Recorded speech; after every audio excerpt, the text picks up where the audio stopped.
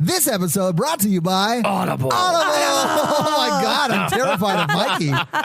Audible, for 30 days free and a book to get you started, go to audibletrial.com/horrorvirgin. And for your book recommendation, Jen. Jeez. All right. Hey, guys, today I am recommending One Pet Semetary. It's awesome. It's what? I know. Can you believe I'm it? so shocked. If you like Pet Semetary, I want you to also check out Revival by Stephen King. It's not a sequel to Pet Semetary, but it's got a lot of very similar It's about themes. Jonestown, right? It's almost like he ripped his own book off and then wrote another book about it. Have you read Revival? No. So, no, it's not at all like that. This episode also brought to you by Nick B. Hey, Nick B. Wait, I he know. lives in England. I got a real fact about Nick B. What? That's right. How did you get a real fact out of him? I stalk all of his social media now. That man's more Detective tight-lipped than Mikey a- on the track. I was like, give it to me, Nick. Give me all your facts. Detective Mikey's kind of like a discount Detective Mikey. yeah. I mean, fair. Yeah, I mean, he'll find you, but he might call you the wrong name. So Nick B wants you to check out God Country. They met their crowdfunding goal, which is awesome, but they're still making the movie, and they still need your support. So go follow them on social media. It's God Country Film. Yeah, help spread the word. At God Country Film. Yep. And GodCountryFilm.com is their website. Yeah, absolutely. This episode also brought to you by Carl. Hey, Carl. Carl doesn't have anything specifically he wants to plug, but I think you should check out his Twitch stream at I think so, too. twitch.tv/CarlosMOL. Yeah, he's awesome. Thank you guys for supporting us on Patreon. If you want your very own weekly Patreon shout out, go to patreon.com/horrorvirgin and, sign up there or, whatever. We got a lot of great levels. You don't have to be a burn it down guy. That's You right. can come on at a lower thing. Yeah, light it up. Yeah, you can just whatever. Yeah, maybe you're a Murderfoot kind of girl.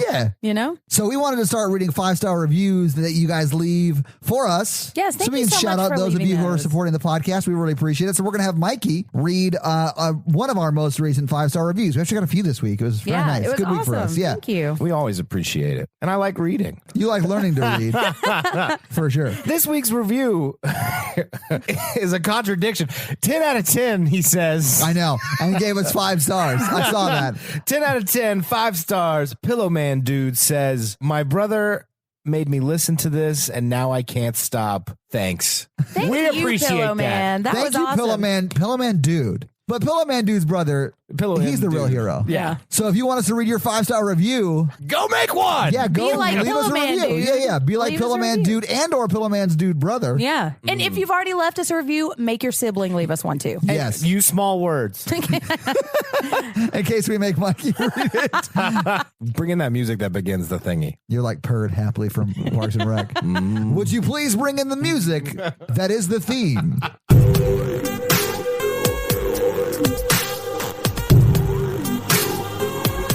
I don't want a pity opening. Mikey, it's been long And enough. I've got a lot. I bet you take a video opening.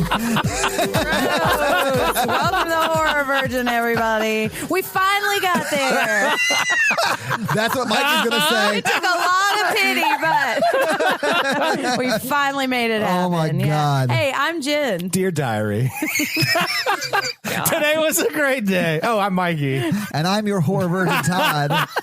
We watched the Pet Semetary remake. Yes, it was the remake. It was not the original. No. I have not seen the original. You've never Have seen you the not? original, so you didn't know what the story was going to be at all. No, I was excited about Okay. it. Yeah. Let's just do first thoughts real quick. Okay. So, you've seen the original, Jen. Yes. I've seen the original, but it's been since I was 9. And So Jen's I read the honestly, book. Yes, Jen has read the book. Yes. Probably more than once. I'm Oh, guessing. I've read this book probably at least 10 times. Not I read this allowed. book more than any other book that I've read. What? Yeah, This it's- more than it? Yeah. That surprises me. Oh, yeah, I Because you love this connect to it more than, well, maybe I not. do. But She I always goes thought over you did. this in the blog. I don't have a blog about this one. Yet. I have that's true.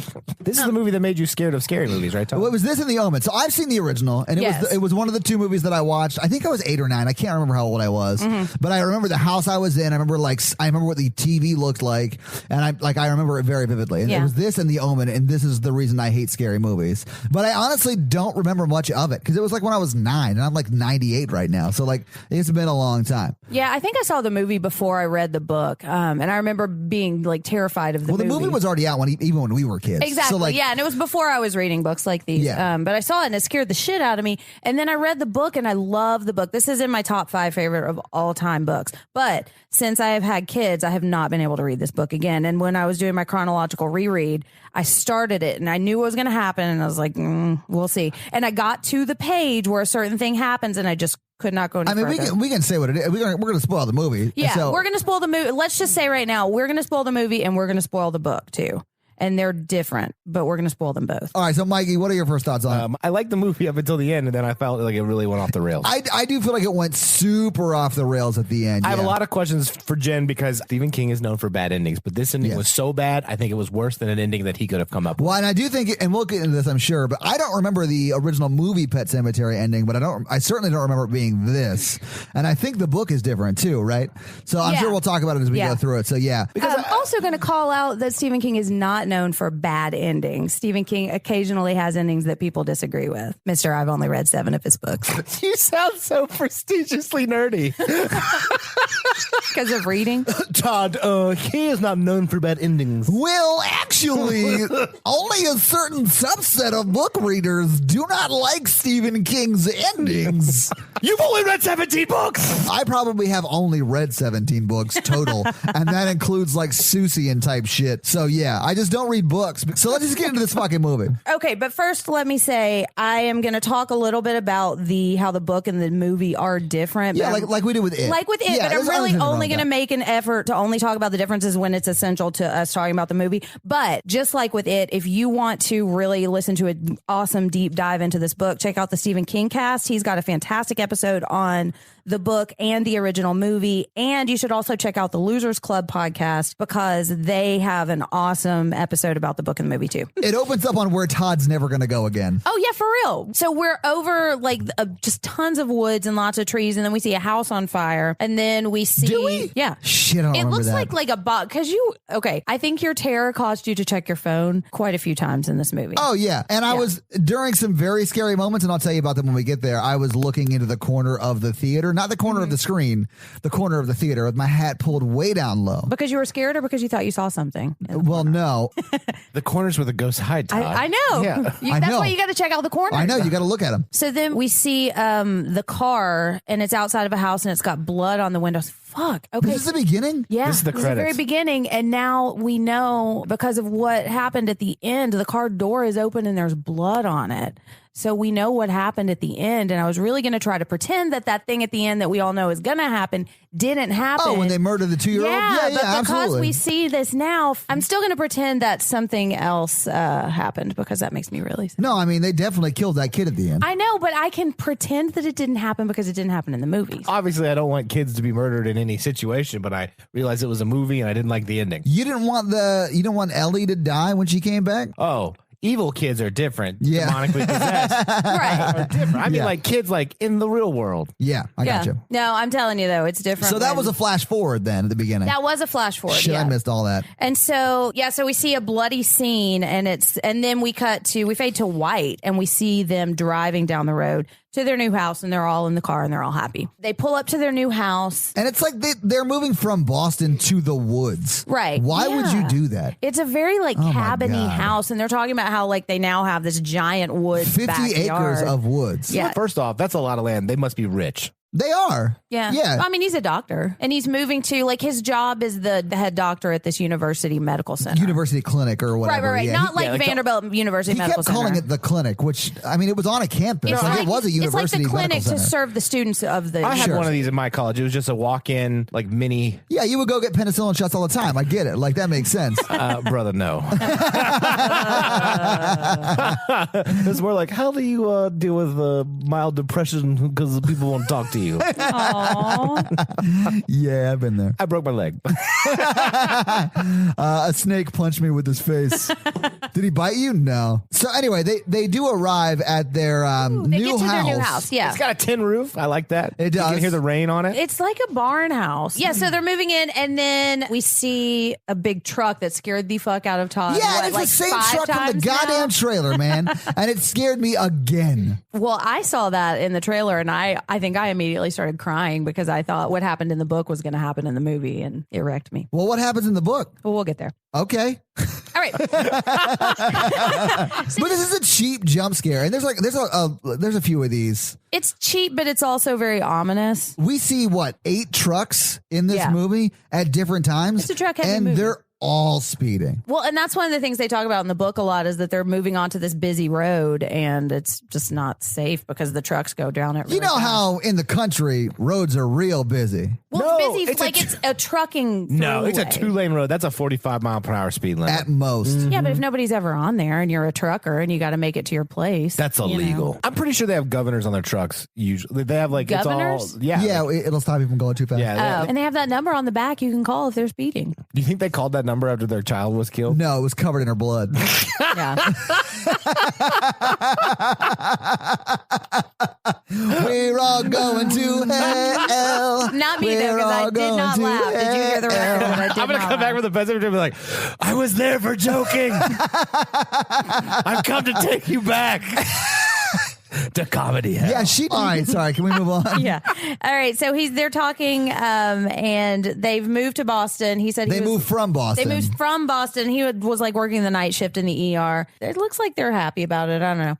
I mean, I'm sure he's happy about it, but I mean, he's sort of young-ish. He probably finished his residency not too long ago. Yeah. And had a shitty shift at like a big hospital there and Yeah. wanted to have a day shift, so he took this job in the country. In the book, he's 36. He's probably been working for 6 years. Yeah, but he probably doesn't have like the best shift at Boston General University. Yeah. All I learned from this is that if you move to the woods, You're fucked. yeah, This you is are. why I live in a city. Yeah, me too. Yeah. Never, ever, ever will I live in the woods. So then Ellie and Ellie's the daughter. Ellie's the daughter, and Rachel is the mom, and they are unpacking in the house the next day. Yeah, and this is when the dad, whose name escapes me, goes to Lewis. his job. Yeah, he's yeah. working at the clinic. And he's talking. Okay, and so this is like a university clinic. So you're thinking there's not going to be too much that's happening here. At Can the I students. say one thing about this movie that is really positive before we move on to the job stuff? What I love about this movie is that they set up that whole house and they unpacked their furniture and they painted the walls and hung up all the frames and it looked like a real house. It did look like a real Which house. is a It was big a change cool of house. pace for us as a group where these people just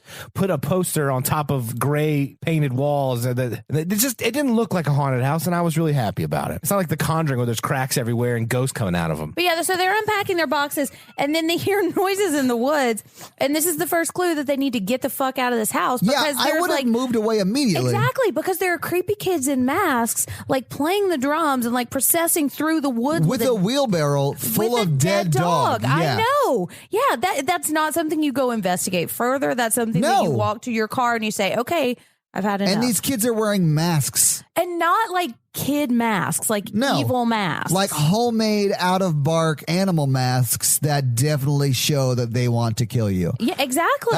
I know you leave immediately. Yeah. And that's why I hated this movie. It's like they were actively trying to die. They make every wrong decision you could make every step of the way. Yeah, and let me say the thing that is fantastic about the book, because you're right, there's so many places where you could say, oh, I would never do that. I'm safe, you know. But in the book, and one thing Stephen King is really good at is getting inside the heads of his characters and explaining. endings. And endings, yeah. He's and really good at endings, right, Mikey? You love the endings. And explaining their thinking and say, now look, he's not known for fantastic endings, but I mean, I think it's a far cry to say out of 70 books, he's known for shitty endings. So let's not shit on Stephen King. He's written 70 books. I've read 10%, Todd. He's like the L. Ron Hubbard of horror. Yeah. Anyways, but so what's great about this book is he really gets inside the heads of his characters and he explains their thinking. And so it doesn't seem like a crazy thing they're doing. You understand why they're doing all of this stuff. And he takes time to really unpack how they're feeling and why they're making these crazy choices. But we just don't have time for that in the movie.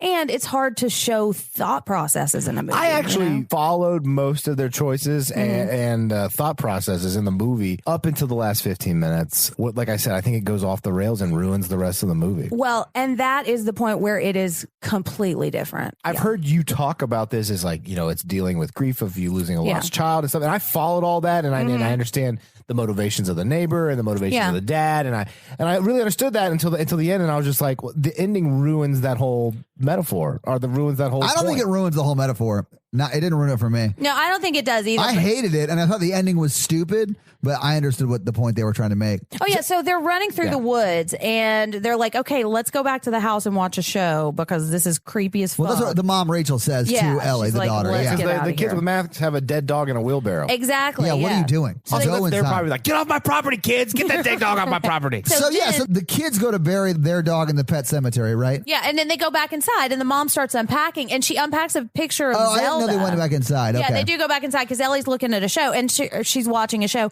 and you see her like looking at boxes, and she sees that her mom's not looking, and then she goes back outside. Okay, I must have missed that. She's watching SpongeBob. Mom opens up her diary, sees the picture of her sister, zones out for half an hour. Lets Ellie wander off. Well, I mean, Ellie knew she wasn't looking and snuck off. But yeah, so Ellie is wandering around in the pet cemetery, and she goes to climb what do they call that in the movie? The deadfall. The deadfall. Okay. Yeah. It's like the barrier. It looks like a big beaver dam. Like it's like a bunch of wood intertwined. It's not like an actual fence or anything. I would need to see a map because couldn't they just walk around it? Yeah. Easily walk around that. Well, for sure. I think the way it's described is the forest is just so dense there that like it's a kind of a natural barrier too. And it's like marking a trail too. Like there was a trail going up there and they built that deadfall there. But yeah, so then she starts to climb it, and then Judd shows up and says, "Hey, you get down off of my obstacle." And then she falls down, she gets stung by a bee. And so Judd comes up to help her. And this is different from the book a little bit. Oh, is it? Yeah. In the book, Judd takes them up to the pet cemetery and like explaining everything and like giving them a tour of it. That makes more sense. Like, hey, you guys might want to know that there's a really creepy pet cemetery in your backyard. Yeah. Well, and he's kind of explaining it like it's the pet cemetery part of it is not creepy. This is a way that kids like honored their pets, and like it's just a part of life. Honestly, if you bury your pets there, they don't come back. Like that's exactly. That's a fine pet cemetery. There's nothing wrong with that. Right. This movie should not be called Pet Semetary. What should it be called? How to Lose Your Family in 10 Days. All right. I mean, it's about that time. All right. It is. It's just everyone makes the worst decision you can make 100% of the time. Yeah. Every single person, even Gage. And so I always think about the 2-year-old. Oh, Gage. Poor Gage. He didn't gauge that situation. No, he did not. I always think about that like I think about it as like a Fargo kind of situation where you make one bad choice and then you just keep following it with more and more and more bad choices to the point where you can't get out of it. Oh, yeah. You know? I would call this Stephen King's series of unfortunate events. Yes. Oh, yeah. Okay, so then we meet Judd. And it's Judd's John great. Lithgow. And Judd, he's so good. In everything. Even 30 Rock from the Sun. God, he was 30 so Rock from the good Sun? Holy shit. Oh, man. Yeah, it was Jonathan Lithgow. It was Tina Fey. It was great. That show would have been amazing. I would Baldwin. watch that. Oh, That yeah. would be It's awesome. so good. Joseph Gordon-Levitt, too. Oh, absolutely. I love him. It's just Alec Baldwin saying snarky shit to Jonathan Lithgow and then him freaking out on him like an way alien. overacting. Yeah, I loved it. It was so good. Third Rock from the Sun, clearly. But John so Lithgow's amazing in everything. He's so good at a wide range of things. He does comedy so well. He can do serious stuff so well. He was Winston Churchill in a movie and nailed that. And there's a slight little nod to that, or maybe it wasn't, but I felt like it was in this movie. I thought that was great. Yeah. Oh, I know who Winston Churchill is. What I didn't like is that they uglied him up for this part. Well, they olded him up, I think. No, he's pretty old. They added tobacco stains on his face. Oh, I didn't notice that. Well, I mean, he's supposed to be like a country hick. I just love Judd so much. Now, I did want more of him in this movie because he is a bigger part of the book and the original movie. Yeah, I honestly wanted more of him and less of everyone else. So he and Lewis in the book like become Lewis is the dad? I'm sorry. Is the dad. Okay. Yeah, they become really close, and he's almost like a father figure, and he goes and like has beers with him like every night. It's like George Michaels. Yeah. I can be your father figure. Bury your dead cat on the hill. Maybe we shouldn't get into this. We'll workshop it. We'll I like it. I like where it's going, though. Work it out. I feel like there's something there. Someone give me George Michael. You just got to have faith that your cat's going to come back from the dead. Well, you know who didn't have faith was Lewis at the beginning of the movie. Oh, he said, hang on. When you're talking to your kid about I hated that scene so much. Are we there yet? I have things to say, but I want to wait till we get there. Because shit, man. All right, go on. Okay, so Judd finds her, and they kind of become friends a little bit. He fixes the bee sting, and so then Rachel comes up and meets Judd, and she's like, "Okay, strange man, why are you talking to my daughter?" Well, in the middle of the that's woods? a fair assessment of what's really going on, is, and they're like still at the pet cemetery, and it's an old man and your young daughter, right? You're gonna be like, what the fuck is happening right now? Although he's not doing anything wrong, he's helping her, and he very clearly is like, "Mom, she got a bee sting." Exactly, and he's very nice and kind. It's not safe to wander around in the woods, which I think is a good thing for the daughter to hear him say too. Yeah. So then they go back in the house, and this is when I think they start talking about death that night because Ellie's just been to the pet cemetery, and she's kind of starting to think through what death is. And because she's like, why do pets not live as long as people? That's what starts the discussion. Right. They start talking about metabolism, which I thought was like not a great answer. Yeah, if you're going to talk to your kid about metabolism and not death, there's something wrong with that. And he's very matter of fact about death, as it's just part of life, and I don't think. But it's almost like that he and his wife, Lewis and Rachel, have never talked about like what they, not even what they're going to tell their kids, what they believe happens when you die. And that's shit you talk about third date. And they just haven't talked about that. No, you're absolutely right. Like, I've been dating my girlfriend like 9 months, and I know how she feels about like what happens when we die. This dude has 2 kids with his wife and has no idea she's Christian. That's true. Okay. He's been working a lot. Apparently. That's why they moved. Yeah. Like, what? Yeah. So, like, what's your favorite color? I know, right? Hang on one second. What's your middle name? It's your maiden name, right? Wait, your name's not Zelda? Which sister did I marry? What is happening right now? He didn't marry the twisted sister. Oh, shit. Oh, Mikey, I love it. That was great. But yeah, so he's like talking to his wife, or he's talking to his kid, and his wife is like, and then they go to heaven and look down on you. And he's like, nah, bitch, what happens is you die. It's a dark oblivion. You put your body in the ground and you become food for worms. In front of their daughter, too, who does not know which one to believe and is like, well, first of all, my parents are arguing in front of me about a very heavy topic. Yeah, they have a passive-aggressive god-off. Right, exactly. It's amazing. Yeah, I just say pets love too much to stay around as long as we do. Yeah. Their hearts are too big. Yeah. I really enjoy this book because it's just an examination of death from lots of different angles. And you can see Lewis is very like matter of fact, and Rachel is terrified of death. And part of it is because of her sister and this traumatic experience she's had. You're right. They never talked about anything. When she finally opens up about what happened to her sister, I'm like, you guys haven't talked about this before?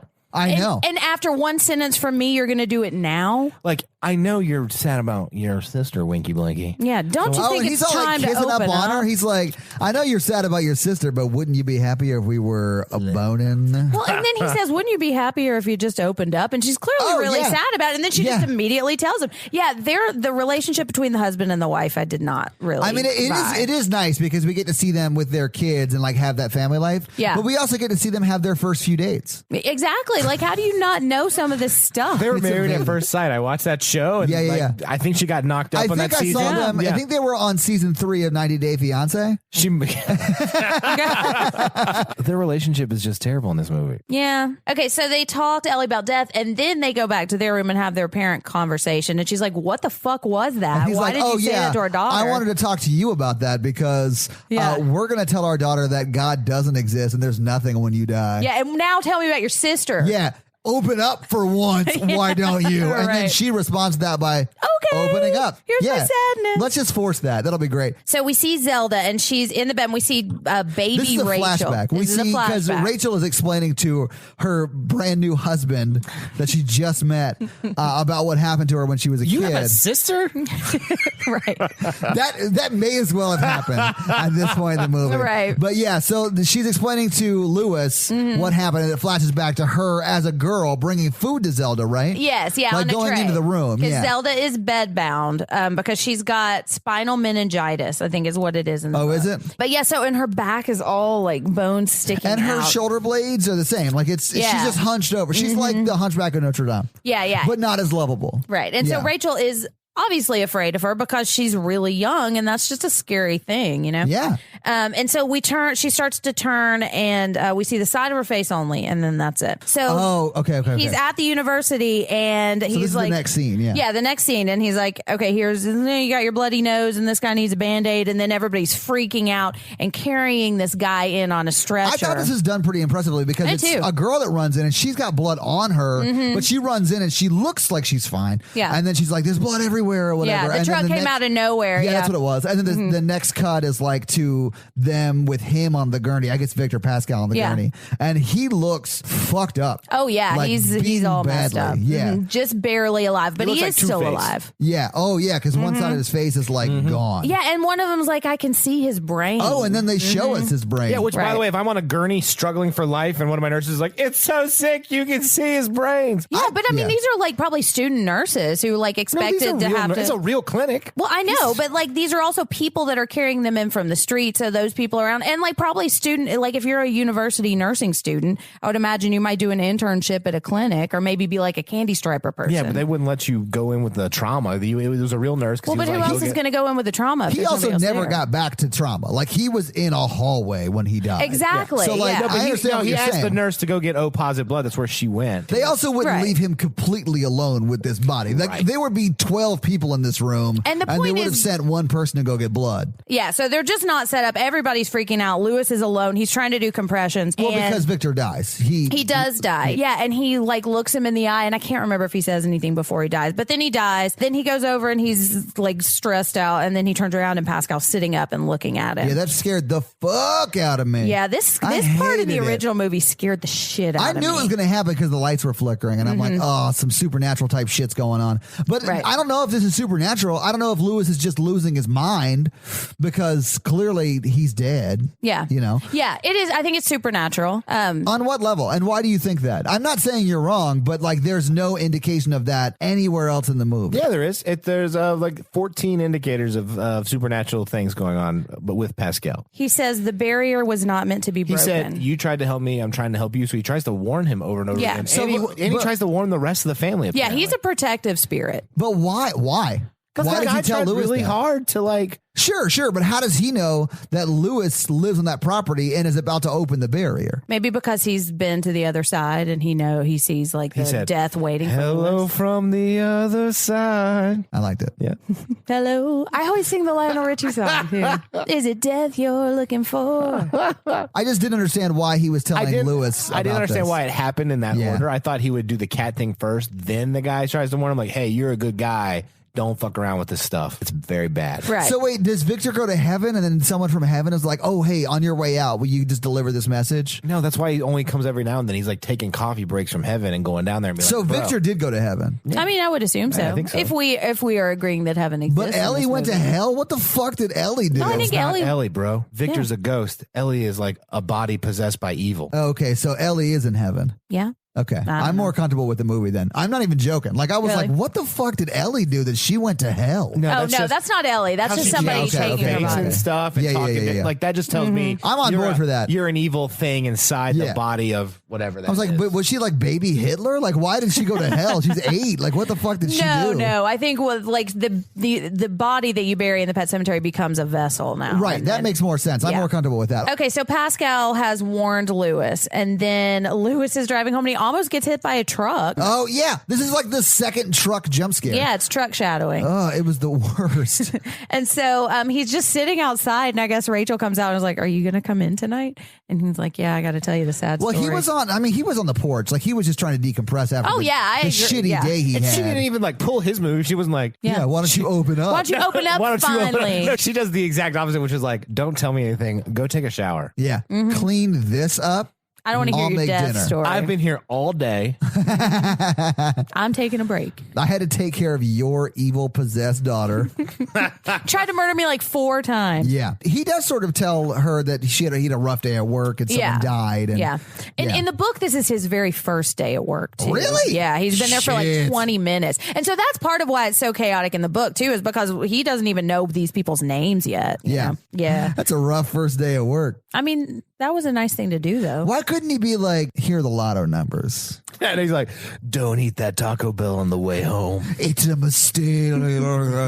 Like, move your family away. That's what I would have said. Oh, yeah. They should have moved immediately. Like, especially. Because they saw the kids drumming in the forest. Fuck, this family's so stupid. Yeah. I mean, this family deserves what they get. They just could have built a fence. Just build a fence around your part of the property. You don't have to have access to the woods. This movie does sort of explain why you shouldn't let your domesticated house cats outside. Okay, and that's a plot point in the book. They neuter Church so that he won't stray. But you shouldn't even let him outside. It's horrible for the ecosystem around your house. Is it really? Oh, yeah. And they get squashed in the road. Well, it's fine. Let me show you this hill.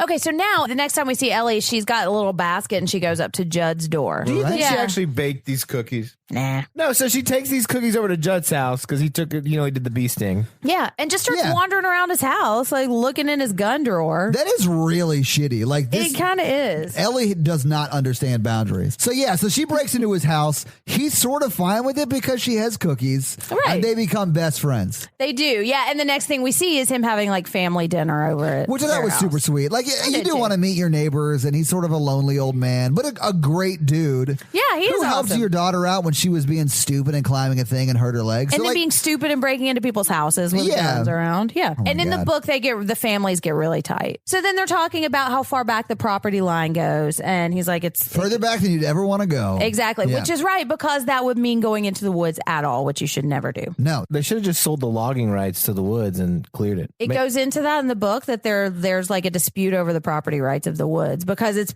owned by like an Indian tribe because it's like an They Indian sort of ground. touch on that. They talk about that a little bit. Yeah. Like when he's doing his investigating. Okay, so then Lewis has his bad dream and he is laying in bed and he starts hearing noises and he wakes up. Is it a bad dream? It's not really a dream. I don't know, man. So this is what I don't really like about movies like this, because he has this quote unquote dream where he gets up, he goes to the window, sees Victor, right? Victor's reflection, turns around, sees Victor walking out the door, follows Victor out his bedroom door, and that bedroom door is just a door in the woods. Yeah, and that's not quite how it now happens. he's walking in the woods. Yeah. And then he sees some shit. Victor's like, don't open the portal or whatever. That's the barrier. Don't cross it. Yeah, don't cross this barrier. Listen to me. I have half a face. I know what I'm talking about. Right. And then he wakes up. Is this the one where he wakes up to Gage, like jumping on him? Yeah, he's like, yeah. And it was so intense. And I thought something scary was going to happen. And then it cuts to Gage jumping on him. And I would have punched that kid. Like if I was having a scary dream like that and then something jumped on me,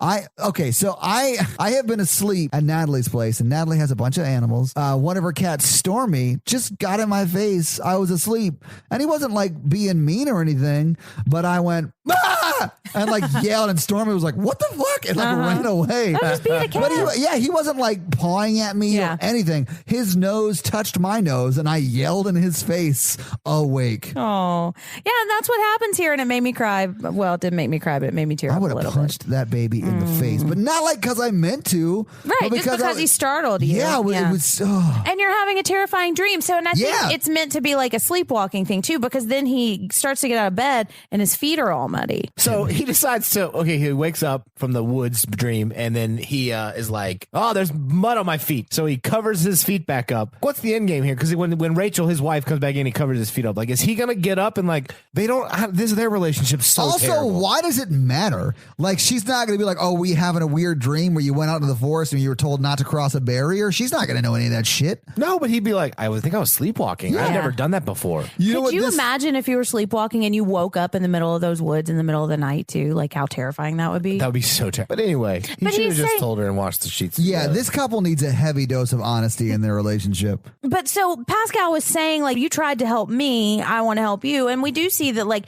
he could have been like, holy shit, you're all fucked up when Pascal came in there. But he was like, no, stay with me. I'm going to help you. You're not going to die. And he was really kind to him. So I think he keeps saying, you tried to help me, so I'm going to try to help you. And he does. And we cut to Halloween. They're about to go trick-or-treating. Yeah. With like the Charlie Browniest ghost costumes ever. Like, and so they're about to get in the car and go trick-or-treating, because do not trick-or-treat on that busy truck road. And Judd's off in the corner. I was like, come here, Lewis, I need to show you something. You gotta come here. Yeah. Come here. And they walk down and Church is on the side of the road and he's been squashed by a truck. Yeah. And they're like, don't let Ellie see. And so Lewis goes off and takes her trick-or-treating.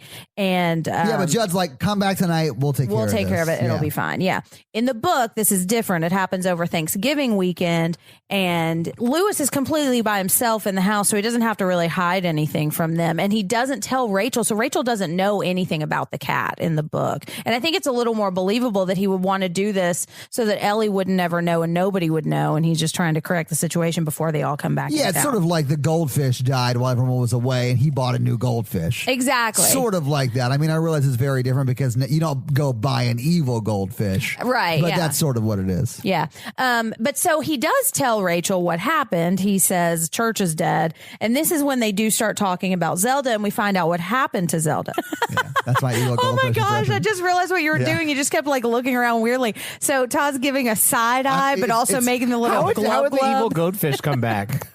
Do you think it would like slather into the house? Swims back out the toilet. Goldfish, why don't you jump back in the toilet? So then we find out what happened to Zelda, and what happened was Rachel was watching her by herself and is too afraid to bring her food upstairs. So she puts it in the dumbwaiter, and she's like, I know it wasn't supposed to because it doesn't always work. And somehow this dumbwaiter not working equals Zelda dying. And I'm not exactly sure Apparently how when it that doesn't work, it happened. sucks disabled people into them and slams them down. Exactly. It made no sense to me how she ended up in the dumbwaiter shaft. I know, all crushed up, too. I think she did it on purpose. Hot take.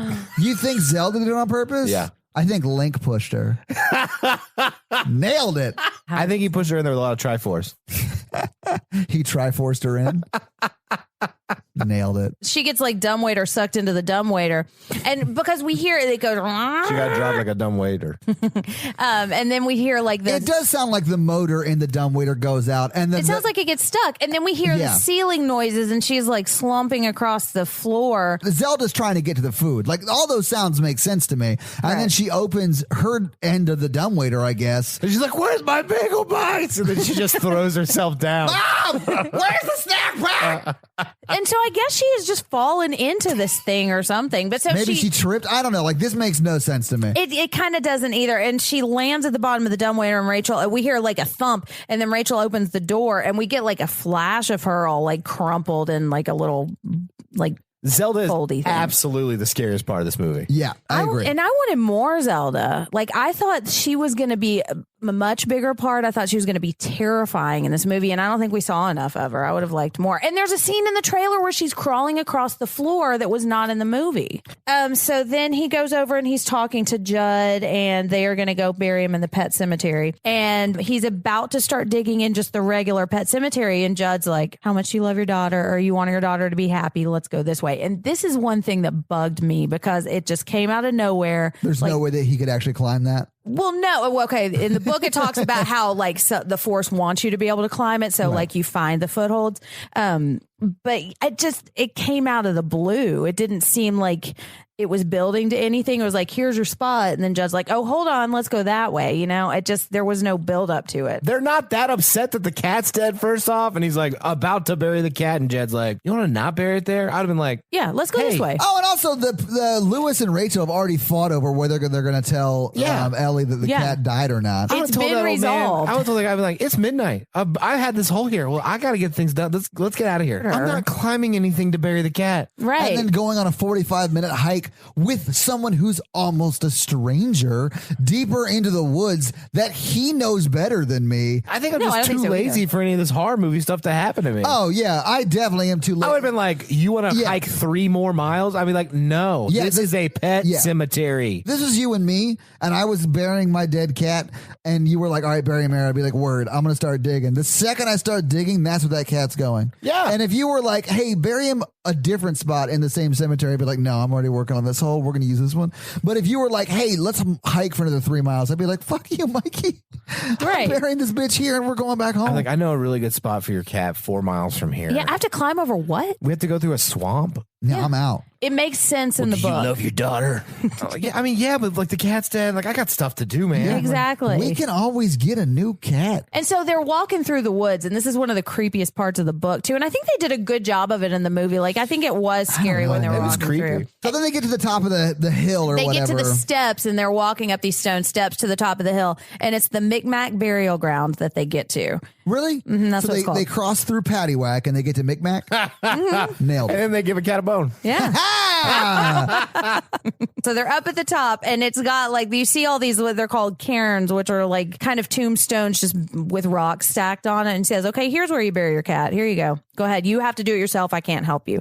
Because once you are the one to bury it, that person or whatever it is you buried now becomes yours and is tied to you. Okay, but that never comes back. That not once comes back the rest of the movie. Yeah, that never comes back. Which I thought was stupid. Like, that could have been cool. I thought the whole thing was that the tribes fled because they didn't want any of this. They did once the ground went sour, but the ground had already been sour. Before, I don't know what it was before, but there was a certain point where the ground started to become sour. And they talk about the Wendigo. So I thought that was going to be the thing, like the Wendigo. Me too. I thought we'd see the Wendigo. Like the second time he walked to the forest with his daughter, I thought for sure we were going to see antlers in the fog. Yeah. Something that would have made it seem at all scary. Well, we hear the far off crashes in the woods, and I think that's supposed to be like a big animal, and a big monster. Yeah, the Wendigo. And in the original movie, there's a really big face, and it's kind of cheesy. So I think that may be why they tried to stay away from that. They could have used the antlers or something that would have been like, oh shit, was that antlers? Right. And it could have been really subtle and been very creepy, but they just didn't. Okay, so then he buries Church. But first he asks Judd, what are we doing here? What the fuck? Why'd you make me come all the way up here? But a question you should have asked an hour ago. Exactly. And Judd's like, nothing. We're just burying your cat. It's fine. And I think it's in the book, it's like he is kind of overtaken by the spirit of the place, and it's kind of operating everything too with this like unspoken force. But that doesn't really come across in the movie. No, it just seems like Judd's like, I don't really feel like telling you right now. Finish up. Let's get out of here. Do this terrible thing that I know what is going to turn out terribly, and then we'll talk about it later. I don't know that he did think it was going to turn out terribly. He knew that there was a strong possibility that it would have. Well, okay, that's fair. I mean, the reason I think he doesn't know for sure is because it seemed like, at least in the movie, the only time he's ever done this was with his dog, and his dog already had temper problems. Yeah. So the fact that he continued to have anger issues or whatever wasn't too big of a shock. So he wasn't sure if it was actually it coming back to life that caused it to have those issues, or if it was just it, being the same as it always was. But I think if he didn't have those hiccups, he would have used it on other stuff. But so Judd knows that this stuff has happened. And I think that what it's meant to say is that the place is like calling for people and trying to like manipulate the things. So anyway, they bury the cat, they leave, and then it's the next morning, and Lewis and Rachel are telling their daughter that the cat ran away. We went out looking for the cat. The cat ran away, and Ellie's like, no, I saw it last night. Right, exactly. It was right over there, and we see one of the L's in her letters is knocked over. And then the dad goes to the window, looks out the window, and then the mom's like, no, it ran away, and then Elle's like, Church is right there. He's being evil in the closet over there. Yeah. So Lewis creeps over to the closet, opens the closet door, lets Tom Cruise out, and then there's the cat right there hissing, like covered in blood too. The cat leaves the closet, but it is covered in blood, but it's its own blood because it was hit by the truck. Well, yeah, but it's like Why death does that blood. Make it better? Like it's because it hasn't killed anybody else yet. I mean, and so then Rachel comes over and they're talking. They're like, "What the fuck is going on with this cat? You told me they were dead." And Lewis is just like, "What's up with this cat?" And everybody else just kind of thinks he's weird, kind of like Ellie. They're on the same page that Ellie is. Lewis goes to talk to Judd and like, "What the fuck, Judd? What are we doing?" He pulls a Taylor Swift and says, "Look what you made me do." Right. Hey, Judd, I just had some questions. My fucking cat came back alive, and like we should have talked about this. Yeah, I did not consent to this. I tried to talk to you about this. I'm not a consenting reader. And so he says, "It's your cat now." And this is when he says.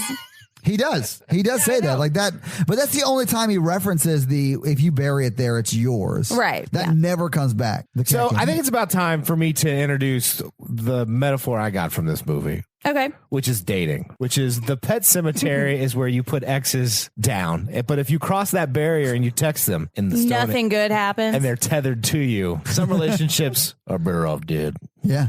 I don't know if that's quite the metaphor but I can see They it. never come back the same after that initial breakup. I like it. All right. So Ellie is petting Church and trying to comb his fur, and his fur's all matted and gross.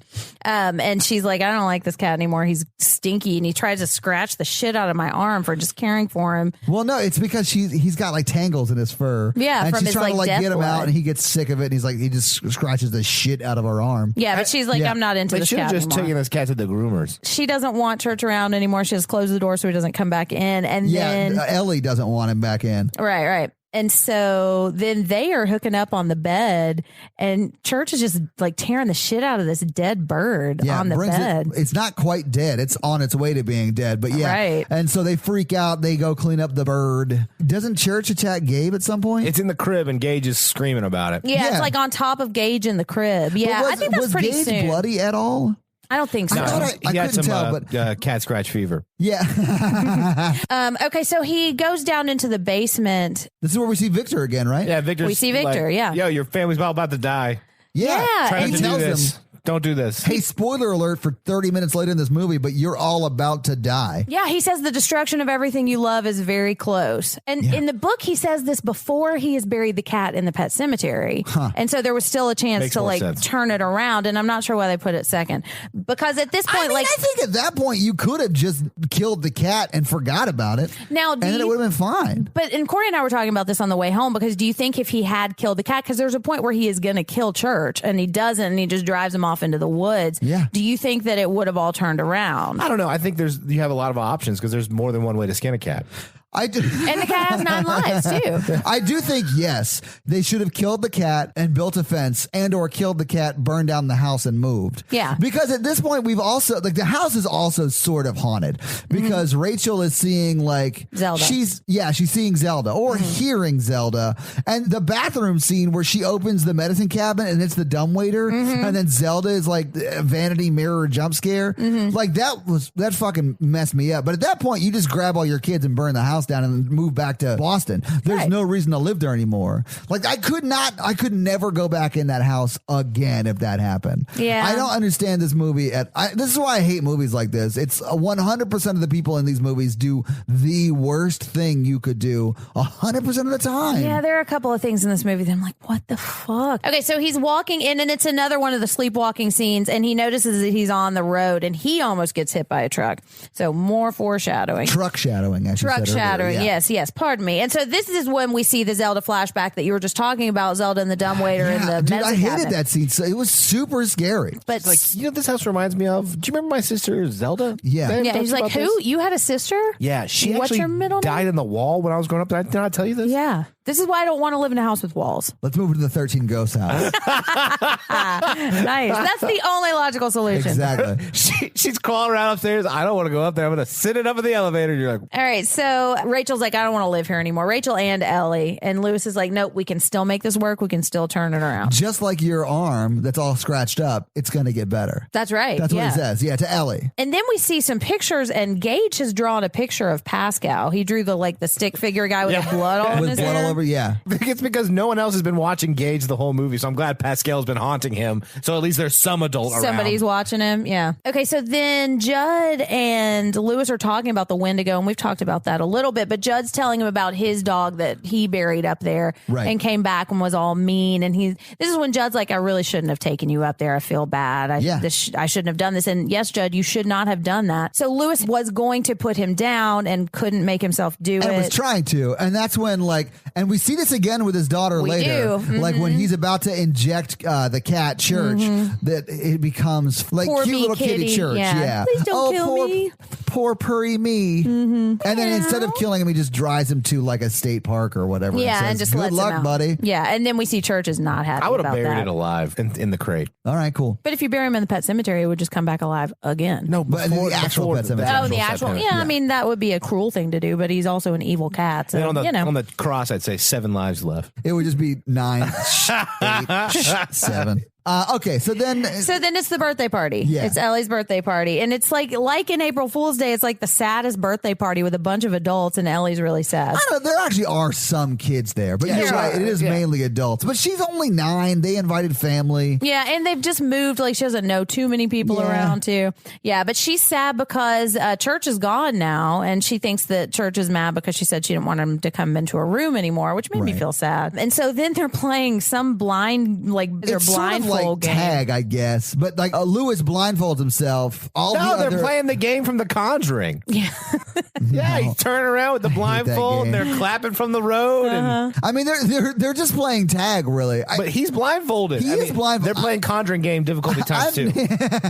Yeah, because they're outside. And they're not clapping. Imagine how many trees you would run into out there. Or trucks. A lot, yeah. Yeah, well, and that's what happens. Yeah, so anyway, so they're spinning him around 10 times. He's got a blindfold on, he being Lewis. Clap twice. Honk, honk. Oh, coming that way. Both Gage and their daughter Ellie go towards the road. Not in the road, but towards the road. Yeah. And then Ellie sees the cat. Mm-hmm, and then goes out into the... Yeah, and those 7 other adults disappeared. Yeah, nobody's paying attention. They're just eating cake. And everybody, it's like hide and seek or something. And so Gage is just wandering around because he's a little toddler and nobody's watching him. And he starts to walk up to the road and the truck's coming and Lewis sees him and starts running to him and saves him just in time. And then the truck takes jackknifes and then takes Ellie out. Yeah. So in the book, Gage dies. Yeah. Gets hit by the truck. The 2-year-old dies? Mm-hmm. Ellie doesn't die? Ellie doesn't die. I'm so confused. I think that would be better. I think that it is much darker for Gage to die. And that's part of the reason why this movie, the remake, was not as effective. It wasn't as emotionally devastating for me as the book. Question. Mm-hmm. Does Gage come back and try and murder everybody? Yes. As a 2-year-old? Mm-hmm. It becomes child's play? Kind of, yeah. And it's really creepy. I feel like it's Do they have pretty well super done. strength in the book? No, not really. They don't really have super strength in this. Ellie doesn't have super strength in this. Yes, she does. She drags her mom off she drags her mom up the wall. No, we never see that. But it had to happen. I think she's just determined. It's real dumb. This is why sort of from here on, I started to, up to this point, I was like, this is a pretty decent, scary movie. Mm-hmm. I hated it because I was scared. Yeah. I didn't hate it because it was bad. Mm-hmm. From this point on, it was just a bad movie. 100% agree. They established this creepy tones. They established all this plot, and they wasted.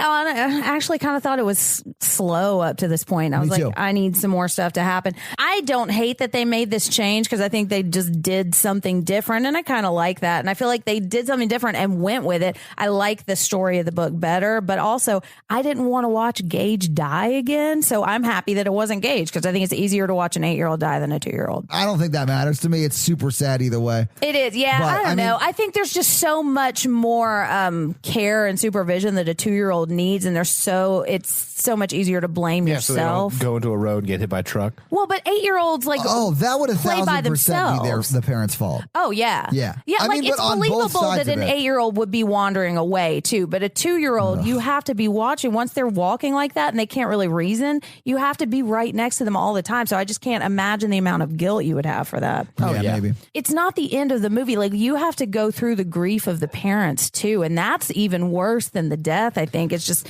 sitting with this grief for a full half of the book. And I felt like they fast forward that in the movie. Yeah. It's very short because we go immediately from the scene where Ellie dies in the movie, and I realize in the book it's Gage, but Ellie dies in the movie, and then it goes almost directly to the funeral, right? Yeah. It goes directly to the funeral, and that's super sad. They bury Ellie, and then it goes pretty much directly to the mom and Gage going to her parents' house and leaving him there. He is allowed to go, like he's invited to go, but he's like, I got some stuff I want to finish up or whatever. So it's sort of not that I don't know. What stuff? Why don't anyone talk about anything? I imagine he was like going to sell the house or like try to put the house on the market or like close up. I mean, he might still have to work a couple more days too. The day of the funeral. It doesn't say, but I got the impression it was like a week later. But I don't know, because there is one scene where they're laying in bed talking. But I mean, that's really all you get. You get the funeral itself. You get them laying in the bed talking that night of the funeral, it seemed like, and then her boning out to go spend time with her family. Yeah. Which I completely get. Oh, there's nothing wrong with that. And he should have gone with her. I got the impression that the reason he didn't go wasn't because he wanted to sell the house or he had to work. He wanted to dig her up. He wanted to take her to the knick-knack paddywhack, give the cat a bone hill, and to bring her back, right? Yes. So I don't think he wanted to sell the house or anything like that. He wanted to bring her back. And I think you can see that in the funeral because he's kind of giving Judd the eye. And Judd's knowing, like, I know what you're thinking. Also, Judd's thinking I probably caused this death by introducing you to this power. And he straight up says that later on. He does, yeah. But it's not his fault, but I understand. Oh, it's not. Yeah. Okay, I am glad that I knew this was going to be different before I walked in, because if I had not known, I would have cried when he actually saved Gage, because that's something he comes so close in the book, and then just been so pissed off that they changed everything. So I was able to like mentally prepare myself that it changed. But at this point, so the wife has gone back to Boston, right? And then Lewis goes to have drinks with Jed. Is it Jed? Judd. It's Judd. Sorry, I think I may have been switching back and forth the whole pod. Sorry about that. No, okay. But he goes to have drinks with Judd, and he drugs him. Yeah, drugs him. I almost said poison, but it's not poison. He puts him to sleep. Yeah, he roofies him. Yeah, and that doesn't happen happen in the book. But so he goes and he digs Ellie up. And which would have taken a lot longer than it took him in the book. Yeah. If she's 6 feet under, that takes a long time to dig up. Yeah, and there are security guards, I imagine, around. And most of these caskets are in a concrete They are. case, well, I don't know if they are everywhere. I know they are here, but it's because the water table's really? higher here. Yeah. Okay, so Pascal's trying to stop him as he's walking, so he's digging her up and he's carrying her through the pet cemetery. And this is where you hear the scary monster thingy in the woods, kind of following along with the dad as he's carrying his daughter up to the knick-knack paddywhack hill. Mm-hmm. Yeah. I hope we're not like disrespecting an actual Indian tribe. I'm sure we're fine. We might not be. I mean, it's y'all's fault. I'm not taking credit. Yeah. Anyway, I feel bad for old Pascal because at this point he's like, well, you know what? Fuck all this. I'm going back to heaven because you're not a good listener. And so in the book, he starts trying to help Rachel. And we see him. He's trying to reach out to Gage. That does happen. He travels to Boston. Yeah, and Gage is saying... He's like, time to go to Beantown. Yeah. You know how hard it is for a ghost to travel to Boston? Because Lewis doesn't listen to his wife, doesn't listen to his ghost, doesn't listen to anybody. Yeah. So Rachel's trying to call him. She's like Gage is really upset. I just want to see you. He keeps saying Pascal. And we see Gage like pointing, Pascal, want to go home. And she can't get in touch with Lewis because Lewis is all burying people up in the pet cemetery and comes back down. But once he comes back down, he does get a hold of her, or she gets a hold of him. Yeah. And he's like, oh, no, I'm totally normal. Yeah, I'm totally fine. I'm just fine. really... Oh, and she's like, hey... Why don't you come out here tonight and just be with us? I need you to be here with me. I'm really upset. Gage needs you here. And he's like, hey, I'm really beat. Love to come hang out, but want to catch some shut-eye. Exactly, yeah. But before he goes to bed, he like lays Ellie's clothes out on her bed. Well, yeah, she's coming back. I know, it's just weird. Could you go to sleep after doing that? But no. Oh my God. Anyway, so he wakes up. He wakes up in the morning to the sound of his daughter coming home. He does, yeah. He hears noises. He walks around. He finally sees church outside, and then he sees that there's like Ellie footprints walking in, and he's looking all around the house and can't find her. Well, no, he follows the footprints. He just follows the footprints down to the basement. Into the creepy closet, and he sees that bunny mask there. Yeah, he moves that little curtain thing, sees the bunny mask, and then she's right behind him. Yeah, and she seems like she's a little messed up, but she seems pretty normal. She's like, hi, Daddy. Where am I? Yeah, where am I? Yeah. Because she's not really Ellie, and she's not sure what's going on yet. And so he's like, oh, my daughter's back, and he's really happy. And I can imagine like he would feel like that. He's like, yes, it worked. She's not crazy trying to murder me. And so he goes and he gives her a bath, and he starts like brushing her hair, and her hair is all matted too. And this part she's got staples in her head. Just like the metaphor, they come back. You're happy to see him at first. They haven't tried to murder you. And you're like, I guess in this conversation, like the quote unquote murder you part for this metaphor is when they're like, Mikey, where is this whole thing going? Or actual murder. Yeah, I do have a friend whose girlfriend stabbed him. Do you mean ex-girlfriend? And I think Are they still together? No. Oh, no. Okay. No, I was wondering. I was like, are they still together? And so then they're laying in bed, and I guess this is part of your metaphor. Yeah, this is the part that made the metaphor. He said it in the movie theater when they're like talking. She's laying in bed. He tucks her in, and she's like, "Will you lay down next to me?" And like the dad's eyes. No, she goes, "Will you stay? Oh yeah, so will you stay with me? Why don't you stay?"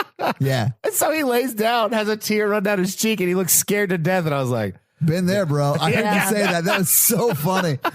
Oh, I've been there. And it's weird. Like, he clearly feels real uncomfortable, too. Yeah. He's like, I remember my birthday party. I'm dead now, aren't I? Yeah, this is the part where he's like, maybe I shouldn't have texted her / buried her in a thing that brings them back to life. Yeah. Right, yeah. You're real dumb, Lewis. We've been there, Lewis. And so the difference because Ellie is the one that comes back versus Gage is that Gage, as a 2-year-old, can't talk about any of this. Like there's a lot more of Ellie realizing what's happening to her and her like making all of these plans, whereas with Gage, she just comes back and tries to kill everybody. So anyway, they go to sleep, or he goes to sleep and wakes up, and then Ellie's not in the bed anymore. And she's put her funeral dress back on. And she's dancing in the living room. Yeah, and we hear the Nutcracker music, and he's walking down, and we've seen like throughout the movie that she really likes ballet, and she takes that's just in one scene, really. Yeah, this is like a mirror of the scene earlier where they watch her. We didn't talk about it, but they watch her do do ballet, and it's like a bonding scene. And like with my metaphor, you're doing the same stuff you did before, but it's evil, and you're not like, the same. God, no, why did I do this? Because this is like some rage ballet. Oh yeah, so it's like it was before, and then she starts losing her shit and breaking stuff around your house, and her dog starts chewing up your shoes. Like it's the bad shit's going down. Except the way that manifests itself in the movie is she's like breaking pictures and knocking stuff off of and he's like, please stop coffee end tables. Stop it now, God! Yeah. Mm-hmm. And then she does, but she looks at him real evil, and she's like, I'm gonna murder you. Mm-hmm. Why did you call me over here if you didn't want me to hang out? Yeah, exactly. And so Judd wakes up on his back porch, and he goes over and talks to Lewis, and he's like, Lewis, what's up? Oh, and Rachel has called him. Yeah, I mean, he just went inside, and Rachel calls him and was like, hey, I've been trying to get a hold of Lewis all day. Can you please go over there and check on him? I'm really worried that he might have killed himself. Yeah, there's nothing scarier than having to make that call and then waiting for a call back. Oh, I know. Which she never gets. No, she doesn't. That's not Judd's fault that she doesn't get. No, it's not. Yeah. I did like this part because she's 22 miles outside Derry. Oh, yeah. Mm-hmm. She's stuck in traffic on the way to Derry. I wanted some cameos. I wanted the collected Stephen King universe here. But so then Judd walks up and is like, hey, Lewis. And Lewis cracks open the door. Is like, hey, everything's totally fine. I'm not weird at all. I didn't do anything crazy. I definitely didn't drug you. You're just old and fell asleep on your friend porch. comes and checks on you, and you're like, there's definitely not an X in this house. I know. Mm-hmm. Don't come in.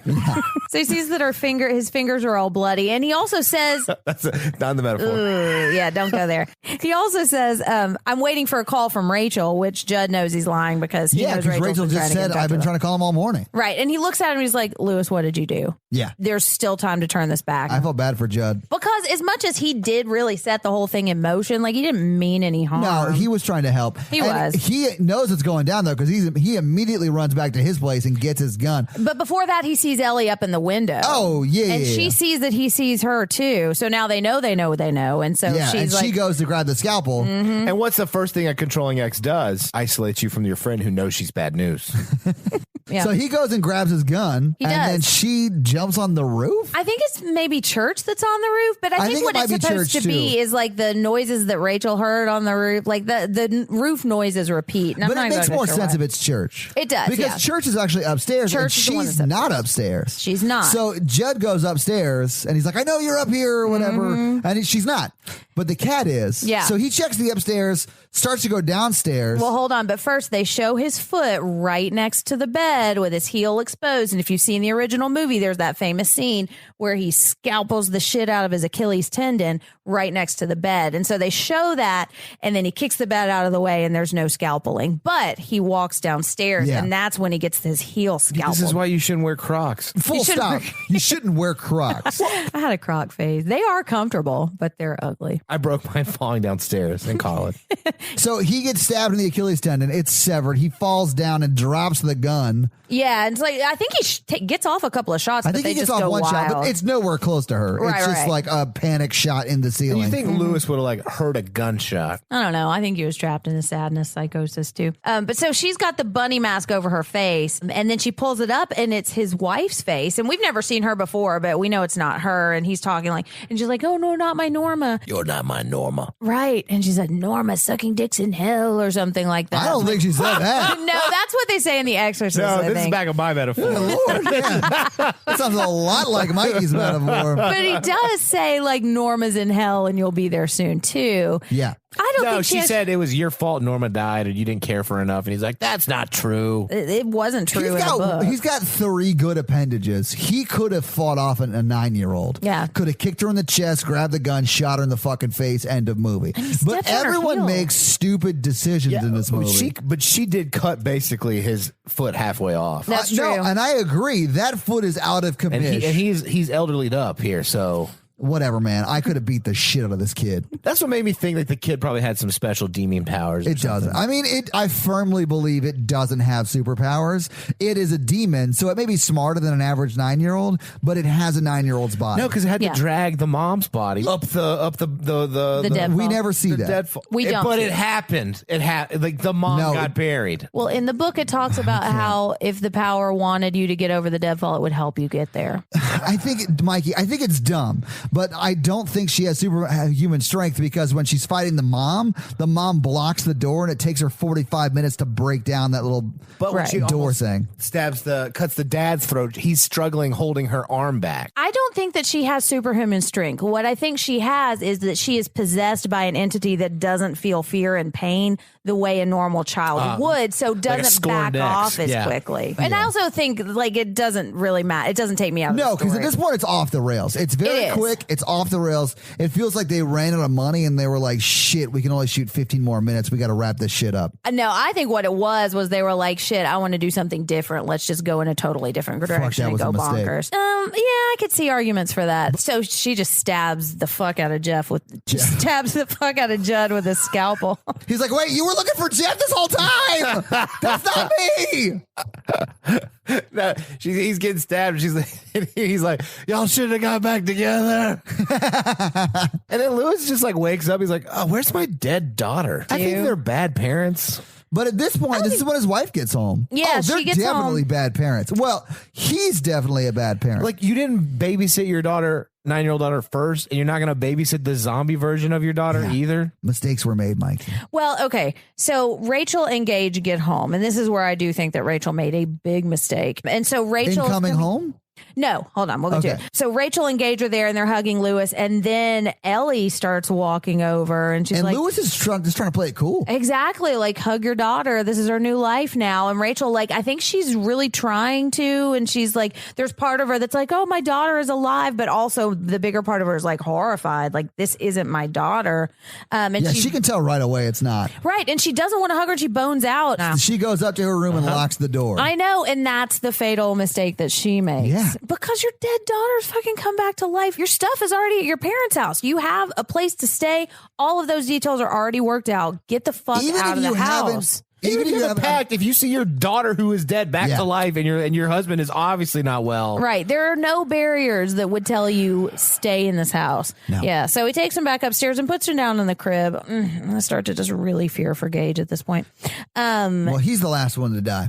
And Ellie is saying, see, she doesn't want me here. And I'll take care of her. No, yeah, she said, I don't want her here either. Oh, yeah. And so then Rachel's upstairs sitting on the bed and she starts to hear Zelda noises. And then she wakes up and she's having kind of a hallucination where she is Zelda and she's in the bed and she's all her back is all crumpling up. And then we hear the dumbwaiter and Zelda starts to come out to get her. And she's under the covers and she says that you'll never get out of bed again, which is from the book and the first movie. Zelda has some very effective jump scares. I'm not saying that. But Zelda the creepiest part is when it's actually Rachel who's seeing herself as Zelda. That's really fucking creepy. I thought the movie was telegraphing okay, the daughter's going to become Zelda and crawl across the floor at her and then she's going to be paralyzed in fear. Nope, none of that happens. That would have been creepy as shit, though. All right. So then Rachel is like, okay, finally, she snaps out of the dream. But then Ellie is right next to her and jumping on her with a giant butcher knife trying to stab her because Lewis has gone to find Judd. And so Lewis is out of the house. And I think Lewis finds, this is kind of happening simultaneously, but Lewis finds Judd all stabbed up and Ellie is trying to attack Rachel and gets her in the hand. She slashes Rachel's hand. Right. And then Rachel, because she's fighting a 9-year-old, throws her 9-year-old across the room and then gets Gage and runs into, it's sort of like the bedroom. She does stab her in the stomach one time, though. Yeah, it gets her in the side. Yeah, sorry. She does get sliced or stabbed in the side. And then she runs to what looks like maybe another bedroom. Yeah, maybe a laundry room or something like that. And then she barricades the door with a table and whatever. Yeah, and so she's trying to figure out how to get out. And she breaks the window with a chair. Lewis runs up finally, and so she drops Gage, but she's just hanging Gage out the window. And so then he drops Gage out the window into Lewis's arm. Thank God. And then Lewis throws Gage in the car. Yeah, and says, don't open the door. Here. We'll be back shortly to murder you. Here's the keys. Get out of here, Gage. Don't open the door for anybody. I know you're 2 and you don't understand what I'm saying. I want you to just put him on his big wheel and was like, pedal fast.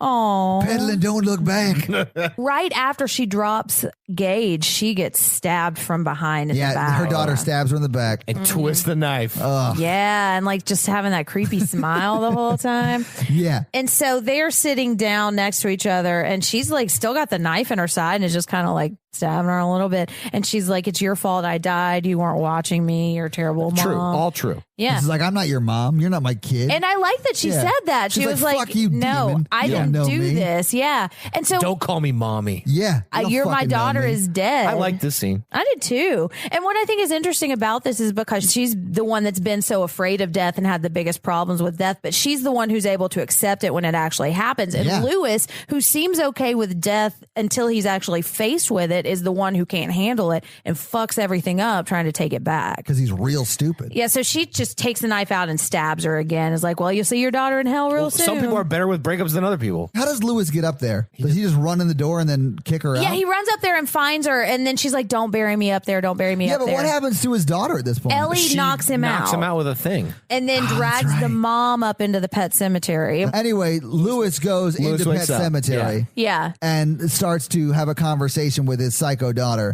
Psycho daughter! Qu'est-ce que c'est? Yeah, and then she attacks him with a knife, stabs him in the back, or it's in the shoulder. They're fighting, stabs him in the shoulder. She's trying to cut his throat, and he starts strangling her. And this, like, I just imagine, like, even though you know she's your evil daughter, she still looks like your daughter. And there's a point where she turns back into her sweet daughter face. Well, that's when he gets the shovel and he's about to like cut her head off with the shovel. Right, yeah, but he's about to do it anyways, and then he gets stabbed from behind. Stabbed in the back by his wife. Yeah. Impaled. And somebody in the theater, like a couple of people were like, because I kind of was thinking something's going to happen because you keep seeing the shot where you can see behind him. I thought he was going to kill her in the cemetery. Really? And that's what happens in the book. He kills Gage again. It's real sad. I knew that they were going to have to account for the mom, because why else would she be dragging the mom into the cemetery if not to do that? So I knew the mom was going to be a thing. I thought that he would just have to kill both of them. I didn't realize that this movie would end with the bad guy winning.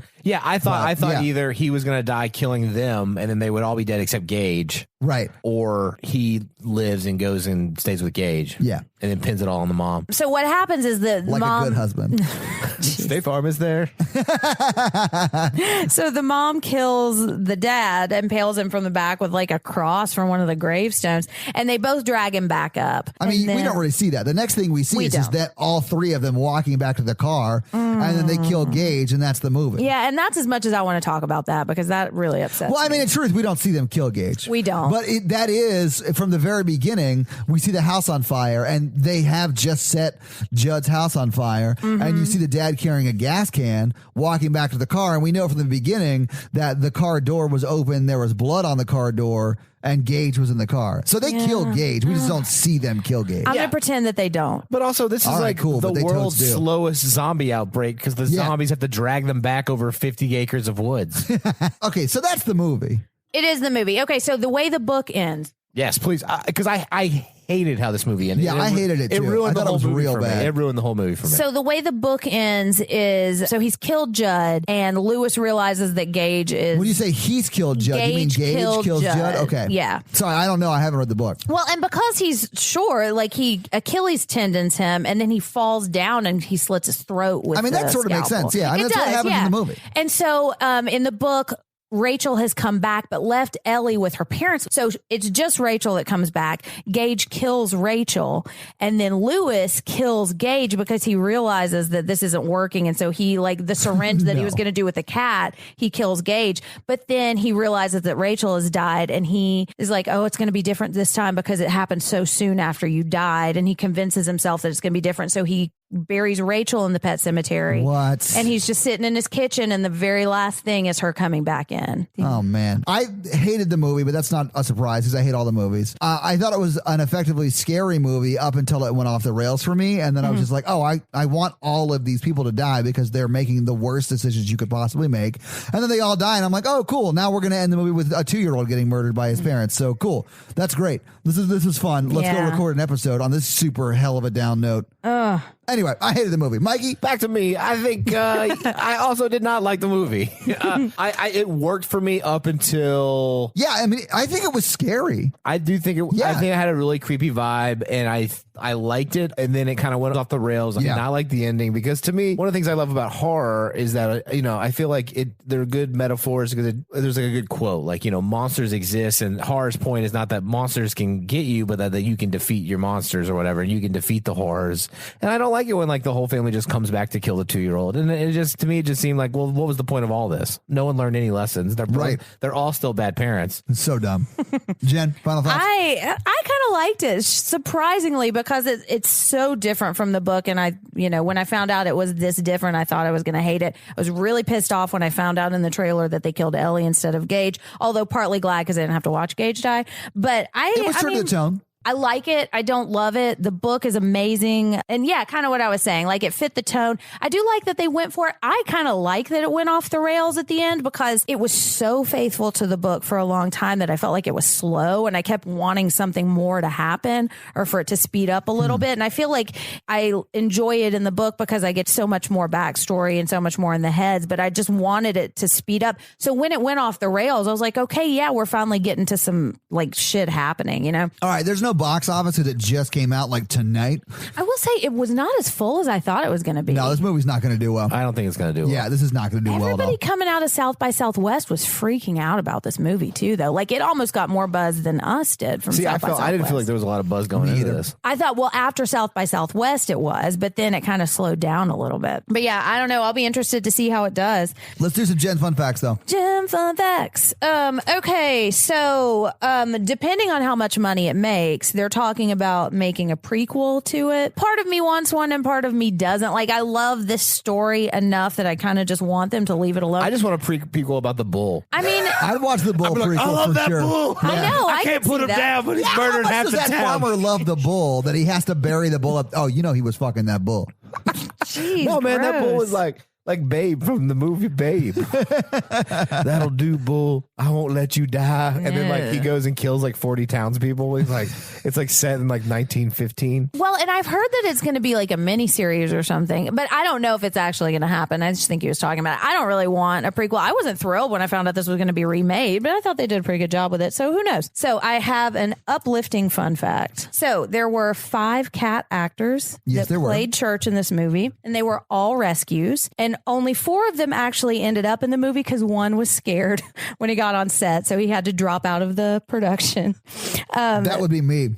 Exactly. I am that cat. I think that cat was named Todd. He was like, nah, fuck this, I'm out. I don't even like scary movies. Yeah, I get food whether I'm in this movie or not, so I'm out. So on production, because they had to train these cats for 2 months and do 10. That seems pretty quick. Right, for cat training. And yeah, did because 10 cats weeks are known for being sort of obstinate, not like mean, but like, what? I'm not doing this. Cats do what they want. Yeah. Well, so they had 2 months of training and 10 weeks of shooting, and they built what they called a little catio, which was like a little cat patio for the cats to play around with. They're the best, man. Yeah, well, and my last fun fact is all of the cats found homes after the production. Yeah, that's awesome. My uplifting fun fact to bring us all out of this really deep, dark well we went down in. So I'll say this. I sort of cheaped out on box office because there really isn't any information on how much it made, but it did cost $21 million to make. Oh, yeah. I'm sure it'll make that back. And I think that there are a lot of people that will really like this movie because I do think it's an effective, scary movie, whether you like the story or not. To that end, let's do Scary Scale. Scary Scale. Yeah. Okay. Hey, listeners, our Scary Scale is how we rank how scared we were by the movie. It's not a ranking of the quality of the movie. It's a ranking of how scared we were when we watched it. Our 1 example is Ghostbusters. Our 10 example is Texas Chainsaw Massacre. All right, Todd, what you got? I'm going to give it a 5. Okay. And it was very effectively scary. There are some jump scares that really, really fucked me up. Mm-hmm. And then there's some general creepy moments. But once it goes off the rails, I was fine. Yeah. It really wasn't that scary. Once it went completely off the rails, which for me, I say it was when she died, but it was really like right after Judd dies. Yeah. Is when it was off the rails and I just wasn't scared anymore. Mm-hmm. But up until that point, scared. Same for me. I'm going to go 5. So 5? Okay. Yeah. And similar points. I thought the Zelda scenes were super scary. Yeah, man. Zelda was a counterpoint to your hot take, Jen. I was glad there was not much Zelda in there. Right. And sometimes I think that showing less is better. So maybe they did have a cut where they showed a lot more of that and it just wasn't like, it's almost like pulling back the curtain and you see too much. Sure. And it takes you out. So I don't know, but I was expecting a lot more Zelda. Sort of like the Jaws theory. You don't really see Jaws at all. Although I've never seen Jaws, but I've heard people talk about that. Yeah, but yeah, it's like what you imagine is worse than what you actually see. Yeah, and I thought the Judd scene was scary. And you mean when he's getting killed? Yeah, Agreed. I thought that worked, and then after that, when it goes off the rails, I just wasn't invested, and I didn't think it was as scary because I thought it was just not working. Yeah, but I do think the effects were done well. I think it all looks really good. I just think that there are some things that Elle's dead eye was creepy. I kept looking at that. I was like, I wonder how they're doing that. I wonder if they put some kind of like paralyzing agent on her eyelid or something. I don't know. I think I'm going to give it a 7, and I probably would give it a 5 with you guys if you didn't have kids. Exactly. Yeah, honestly, I thought this movie would be much harder for you. I was talking to Mikey before you got to the theater, and I was like, there's no way Jen's not crying during the episode and in the movie. I know, dude. Yeah, I teared up a little bit at a couple of points. One, when they were hanging Gage out, and like as we've been talking through it, and I've realized like what that beginning scene means, and just every time we talk about Gage, it's just so hard not to see my own child there. Yeah, I mean, and she is full straight on Michael Jackson blanket. I know, and there's a point where like he almost slips out of her hands. Like, it just she was only one story up. She should have just cradled him in her arms and jumped to the side. That probably would have worked. But it makes me like talking about that just makes me glad that I'm not faced with that choice, because I don't know what I would do, and it just scares the shit out of me. But yeah, so that's where those 2 extra points came, because otherwise I probably would have been at about a 5 for you. Yeah, and I'm surprised it wasn't as rough, because I listened to the Stephen King cast episode and cried in that. I will say this: the metaphor for me of going through the grief of losing a sibling and or child sort of makes sense to me, that it does kill the entire family, just because a lot of people who lose a child, not so much that they'll kill themselves, although that does happen at a much higher rate. They divorce, but it's not like at higher rates. Yeah, so divorce, and also like it affects everyone different ways. Yeah. And your family is never the same if that happens. And it's like, if death does not occur in the natural order, meaning your parents go before you and whatever, then it does really fuck with the family. So I've seen that in my family, and I've seen it in like a lot of the families that lose siblings, or a parent loses a child. It just fucks them up. So like, I understood that metaphor. I'm not sure if that's what they were going for, but that's what I saw in the sense. But I don't want to see. I just like, and I get that's what happens, but like, but I feel like I'm jenning the movie by projecting that on there. I think you are. Sense. Well, partly because what I think the book is Stephen King, who has young children, when he's writing this, like exploring death and like what it means to create a family and then send these children into the world where anything could happen to them. Yeah. And then in my metaphor, getting back with a bad ex ruins your whole life. Well, until you kill her. Dumper. That's right. Sorry, dumper. Sorry. Block her number. Sometimes that is better. Yeah. All right, and that's the movie. So this week, you guys made me watch Pet Semetary. Yeah, you know what? We made it through. I was really dreading this one. Yeah. So what are you guys making me watch next week? We're watching The Grudge next week. So this is Sarah Michelle Gellar, right? It is Sarah Michelle Gellar, yeah. I hate that sound. I picked this because it's real scary, and I think it's going to really scare you. I think it's Todd scary, too. A lot of jump scares? Kind of. I've learned you're scary. And, I went for it. And the listeners have too. And we've got a listener request coming up along these lines too. You guys are jerks. Love you, mean it. Oh. All right. So everyone watch The Grudge before next week. We are a member of the Modern Horrors Podcast Network. So guys, check them out. And if you're listening to us in their feed on Wednesday, switch over to our feed. You'll get us 2 days earlier on Mondays. Yeah. But you can also listen to the Modern Horrors Podcast, Final Girls Podcast, and Death, Dying, and Other Things podcast in their feed. And check out their website too, because I think I have a blog that might be coming out on there too. And they've got lots of writing too. Yeah. And their website's modernhorrors.com. Our website is horrorvirgin.com. Our socials are at horrorvirgin. If you want to follow Jen, it's at Jen Ferratu on Instagram and Twitter. And Randolph24 if you want to follow Mikey, and I am at Todd J. Awesome. Join the Facebook group. We have an awesome Facebook group that's growing every day. Man, I really love it. I do too. We talking there pretty much Facebook all day. Again, which I never thought I would do. I know. Yeah, but that's just like really the only thing I use Facebook for. Yeah. I don't post on Facebook anymore. I don't either. Just in the group. But we're talking a lot in the group. Like we say we don't use Facebook, but I mean, we're like doing. That's what I mean. Yeah, I don't use it to like post to my friends and family. I just talk to the group. Right. Yeah. It's fun. Great. Oh, guys, if you want to help support us through Patreon, please do it. Patreon.com/horrorvirgin.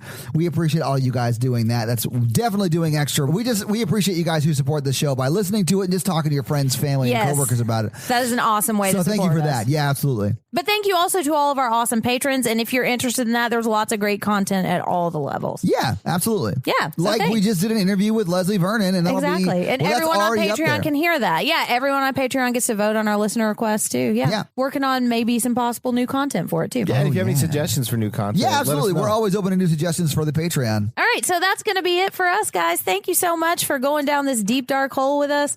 I'm Jen. I'm Mikey. And I'm your horror virgin Todd, guys. We'll see you next week. Have a great week. Bye. Stephen King.